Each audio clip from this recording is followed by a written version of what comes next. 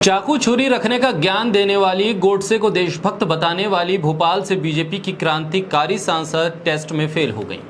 खुद को देशभक्त बताने वाली साध्वी प्रज्ञा को देश के नाम की स्पेलिंग लेने में भी दिक्कत होने लगी।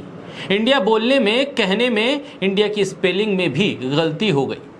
अब ये विपक्ष के इंडिया गठबंधन का इफेक्ट है या अंग्रेजी में हाथ कमजोर है, कुछ भी हो सकता है। वैसे इंडिया को अंग्रेजी में याद करना, उसकी स्पेलिंग को याद रखना इतना भी मुश्किल नहीं है।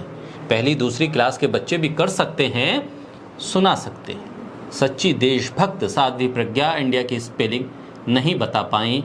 इस पर सियासी असर है या फिर इंडिया को लेकर कुछ परहेज है। बोलता हिंदुस्तान पर मैं हूं आपके साथ फिर शाकिर। साध्वी प्रज्ञा ने इंडिया की स्पेलिंग नहीं बताई। ये मध्य प्रदेश के भोपाल की सांसद हैं।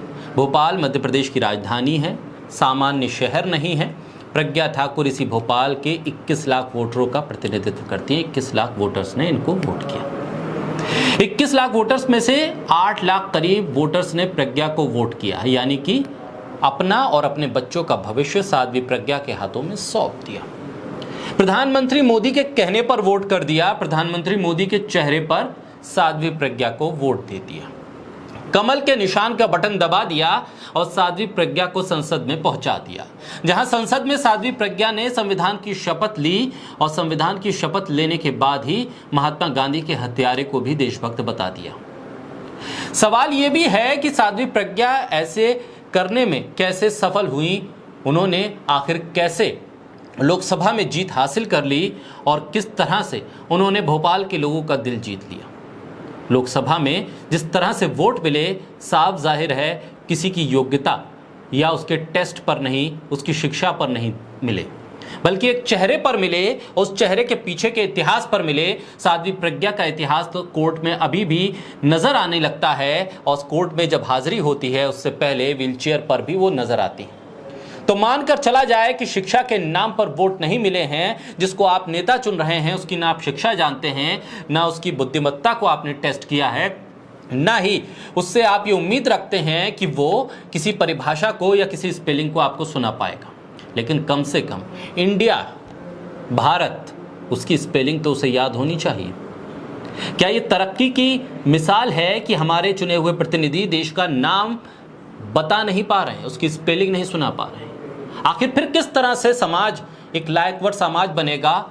जवाब है कि उनके अंदर ऐसा कुछ नहीं था जिसके लिए उन्हें चुना जाता। सिर्फ धर्म की आड़ लेकर राजनीति उन्होंने की, धर्म का चोला ओढ़ा और धर्म के नाम पर लोगों ने वोट किया और धर्म को ही सबसे बड़ा आधार माना वोट देने के लिए। भोपाल के लोगों ने किसी बुद्धिमत्ता, किसी विकास, किसी एजेंडे, किसी तरक्की को लेकर वोट नहीं किया था। भोपाल के लोगों ने धर्म को लेकर वोट किया था। भारतीय जनता पार्टी ने धर्म के नाम पर पढ़े लिखे लोगों को डरा दिया।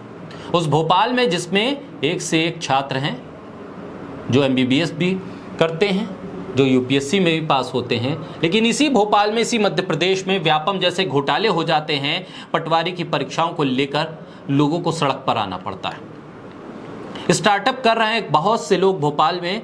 उस भोपाल की प्रतिनिधि धर्म का चोला ओढ़कर वोट हासिल कर लेती हैं और फिर वो जब सामने आती है मीडिया के और सवाल हो जाता है उनसे कि देश का नाम बता दीजिए, तो वो हड़बड़ा जाती है।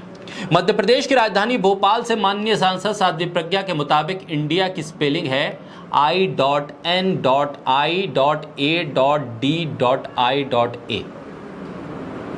शायद प्रज्ञा ठाकुर उलझन में होंगी कि अगर सही नाम बता देंगी तो विपक्ष का प्रचार हो जाएगा, विपक्ष के गठबंधन को TRP मिल जाएगी, क्योंकि विपक्ष के गठबंधन का नाम इंडिया है।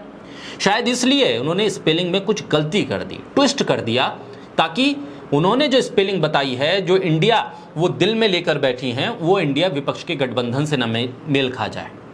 शायद इसीलिए स्पेलिंग गलत बता दी और विपक्ष के गठबंधन को एक करारी चोट दी।